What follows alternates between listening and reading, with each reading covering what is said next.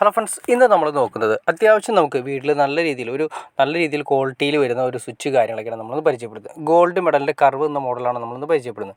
അത്യാവശ്യം നല്ല ക്വാളിറ്റി സ്വിച്ചുകളൊന്നാണ്. അതായത് നമുക്ക് വിശ്വസിച്ച് വെച്ച് കൊടുക്കാൻ പറ്റുന്ന, വെച്ച് വീട്ടിലേക്ക് വെക്കാൻ പറ്റുന്ന സ്വിച്ചുകളൊന്നാണ് ഗോൾഡ് മെഡലിൻ്റെ കർവ് എന്ന് പറയുന്ന മോഡൽ.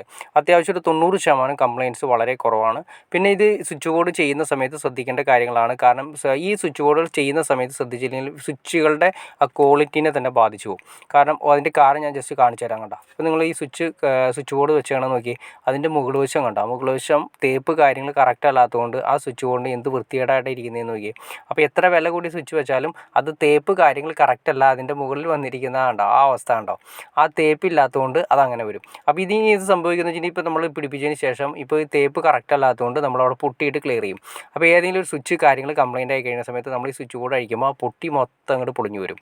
അപ്പോൾ അവിടെ കൊടുത്തിരിക്കുന്ന പെയിൻറ്റ് ഒരു വെറൈറ്റി പെയിൻ്റ് ആണെങ്കിൽ പിന്നെ അത് അടിക്കാനും കിട്ടില്ല, അതിൻ്റെ കളർ കോഡ് കാര്യങ്ങളൊന്നും കിട്ടില്ല. അപ്പോൾ ശ്രദ്ധിക്കേണ്ട കാര്യം, നമ്മൾ ഈ സ്വിച്ച് എത്ര വില കൂടി സ്വിച്ച് സെലക്ട് ചെയ്താലും അതിനെ പിടിപ്പിക്കുന്ന സമയത്ത് ശ്രദ്ധിക്കേണ്ട കാര്യം, ഈ പറയുന്ന സമയത്ത് അത് തേപ്പ് കാര്യങ്ങൾ കറക്റ്റ് ആണെങ്കിൽ മാത്രമേ പിടിപ്പിച്ച് കൊടുക്കാവൂ. തേപ്പ് കാര്യങ്ങളെല്ലാം തന്നെ ക്ലിയർ ചെയ്തതിന് ശേഷം മാത്രം കൊടുത്തില്ലെങ്കിൽ അത് ഇലക്ട്രീഷ്യൻ്റെ വലിയൊരു തെറ്റായിട്ടാണ് അവസാനം വന്നു ചേരുന്നത്. അത് ഇലക്ട്രീഷ്യൻ്റെ ഭാഗത്ത് വരുന്ന പ്രശ്നമല്ല. അതായത് തേപ്പ് പ്ലാസ്റ്റിക് കാര്യങ്ങൾ അതിൻ്റെ അകത്ത് വരുന്ന സ്വിച്ച് ബോർഡ് കാര്യങ്ങൾ കറക്റ്റ് ചെയ്ത് തേക്കാത്തതുകൊണ്ടാണ് അങ്ങനെ വരുന്നത്.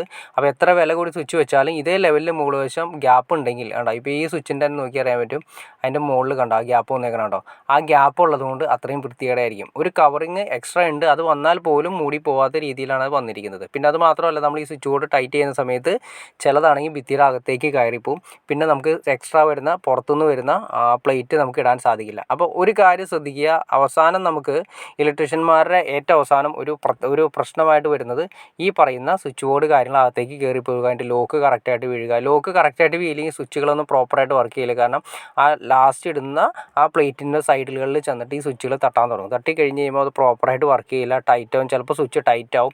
അങ്ങനെ ഒരുപാട് പ്രശ്നങ്ങൾ വരാറുണ്ട്. അപ്പോൾ അതിന് ശ്രദ്ധിക്കേണ്ട കാര്യം ഇത്രയേ ഉള്ളൂ. ഏറ്റവും ആദ്യം തന്നെ സ്വിച്ച് ബോർഡ് കാര്യങ്ങളൊക്കെ നീറ്റായിട്ട് ഏതാണെങ്കിലും നീറ്റായിട്ട് തേപ്പിച്ച് ക്ലിയർ ചെയ്യുക. അതിനുശേഷം നമ്മൾ ഈ പറഞ്ഞ ലെവലിൽ വെട്ടിപ്പുളിയും കാര്യങ്ങളൊക്കെ ചെയ്യുന്ന സമയത്ത് സ്വിച്ച് ബോർഡിൻ്റെ കറക്റ്റായിട്ട് മെയ്സനോടോ അല്ലെങ്കിൽ കോൺട്രാക്ടറോടോ അല്ലെങ്കിൽ വീട് പണിയുന്ന ആളോട് വ്യക്തമായിട്ട് പറഞ്ഞിരിക്കണം ആ സ്വിച്ച് ബോർഡ് തേച്ച് ക്ലിയർ ചെയ്യണം. സ്വിച്ച് ബോർഡ് ഇരിക്കണം എങ്ങനെയാണോ ആ ലെവലിൽ തന്നെ കറക്റ്റ് ചെയ്ത് തേച്ച് വേണം ക്ലിയർ ചെയ്യാമെന്ന്. അതല്ലാതെ സൈഡുകളിൽ വിടവുണ്ടെങ്കിൽ പിന്നെ ഒന്നും ചെയ്യാൻ പറ്റാത്ത ഒരവസ്ഥ വരും. അപ്പോൾ ഞാൻ നേരത്തെ പറഞ്ഞ പോലെ പൊട്ടിയാണ് അല്ലെങ്കിൽ പെയിൻറ്റിനും കാര്യങ്ങളുടെ സമയത്ത് ഇട്ട് ക്ലിയർ ചെയ്യുന്നെങ്കിൽ പിന്നീട് നമ്മൾ അഴിക്കുന്ന സമയത്ത് മൊത്തം പൊളിഞ്ഞു പോരുന്ന അവസ്ഥയായിരിക്കും. അപ്പോൾ അതൊക്കെ ഒഴിവാക്കാനായിട്ട് നമുക്ക് ഈ പറഞ്ഞ രീതിയിൽ ഇതിൻ്റേതായ മുൻകരുതലുകൾ കാര്യങ്ങൾ എടുത്താൽ ഓക്കെ ആയിരിക്കും. കണ്ടോ, ഇത് ഞാൻ ജസ്റ്റ് നിങ്ങൾ കാണിച്ചു തരാം. ഇത് പക്ക നീറ്റായിട്ട് ഇരിക്കുന്നുണ്ടോ, ഇതേ ലെവലിൽ വേണം തേപ്പ് കാര്യങ്ങൾ കറക്റ്റ് ആവാനായിട്ട്. അങ്ങനെ തേച്ച് കഴിഞ്ഞാൽ തന്നെ നമുക്ക് ഈ പറയുന്ന സ്വിച്ച് ബോർഡ് കാര്യങ്ങൾ ഭിത്തിയോട് ചേർന്നിരിക്കും. ഒരു പ്രശ്നമില്ലാത്ത രീതിയിൽ തന്നെ കവറിങ് കാര്യങ്ങൾ ചെയ്യാൻ സാധിക്കും. അപ്പോൾ ഒരു വീട്ടിൽ തന്നെ രണ്ട് രീതിയിൽ നമുക്ക് കാണാൻ സാധിക്കും. അപ്പോൾ ചെയ്യാൻ നമുക്ക് ശ്രദ്ധിച്ചു കഴിഞ്ഞാൽ സിമ്പിളായിട്ട് കൈകാര്യം ചെയ്യാം. അപ്പോൾ ഓക്കെ ഫ്രണ്ട്സ്, നിങ്ങൾക്ക് വീഡിയോ ഇഷ്ടപ്പെട്ടെന്ന് വിചാരിക്കുന്നു. ഇനി എന്തെങ്കിലും ഡൗട്ട്സോ കാര്യങ്ങളോ ഉണ്ടെങ്കിൽ തീർച്ചയായിട്ടും കമൻറ്റ് ചെയ്യാനും മടിക്കരുത്, ഷെയർ ചെയ്യാനും മടിക്കരുത്, സബ്സ്ക്രൈബ് ചെയ്യാനും മടിക്കരുത്. തീർച്ചയായിട്ടും ചാനലും സബ്സ്ക്രൈബ് ചെയ്താൽ മാത്രമേ നമ്മൾ ഇൻഫോർമേറ്റീവായി വീഡിയോസ് ചെയ്യാനുള്ളൊരു മോട്ടിവേഷൻ ലഭിക്കുള്ളൂ. അപ്പോൾ തീർച്ചയായിട്ടും ചാനലൊന്ന് സബ്സ്ക്രൈബ് കൂടി ചെയ്തേക്കുക. ഓക്കെ ഫ്രണ്ട്സ്, അടുത്ത വീഡിയോയിൽ കാണുന്നവരെ ഓക്കെ.